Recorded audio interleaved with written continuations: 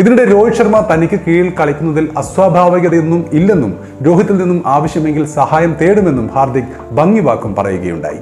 പത്രസമ്മേളനത്തിലെ മൂന്നാമത്തെ പ്രധാന point. Captain സ്ഥാനം മാറിയതിനെക്കുറിച്ച് ഞാനും രോഹിത്തും തമ്മിൽ സംസാരിച്ചിട്ടില്ല. നിരന്തരം യാത്രകളിലായതിനാൽ അദ്ദേഹത്തെ കാണാനോ സംസാരിക്കാനോ കഴിഞ്ഞിട്ടില്ല. ഇന്ന് അദ്ദേഹം മുംബൈ ഇന്ത്യൻസ് ക്യാമ്പിൽ എത്തും. അതിനുശേഷം ഞങ്ങൾ തമ്മിൽ സംസാരിക്കും. ക്യാപ്റ്റൻ സ്ഥാനത്ത് എന്നെ സഹായിക്കാൻ രോഹിത് ശർമ്മ എല്ലായ്പ്പോഴും ഉണ്ടാകുമെന്ന് ഉറപ്പാണ്. സഹായം ആവശ്യമുണ്ടെങ്കിൽ ഞാൻ അദ്ദേഹത്തോട് നേരിട്ട് ചോദിക്കും.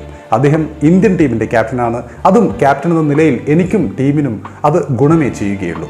അദ്ദേഹത്തിന് കീഴിൽ നേടിയതെല്ലാം നിലനിർത്താനും തുടരാനുമാണ് ക്യാപ്റ്റൻ എന്ന നിലയിൽ ഞാനും ശ്രമിക്കുന്നത് എന്നായിരുന്നു ഹാർദിക് പാണ്ഡ്യയുടെ മറുപടി. എനിക്ക് കീഴിൽ അദ്ദേഹം കളിക്കുന്നതിൽ അസ്വാഭാവികത ഒന്നുമില്ല.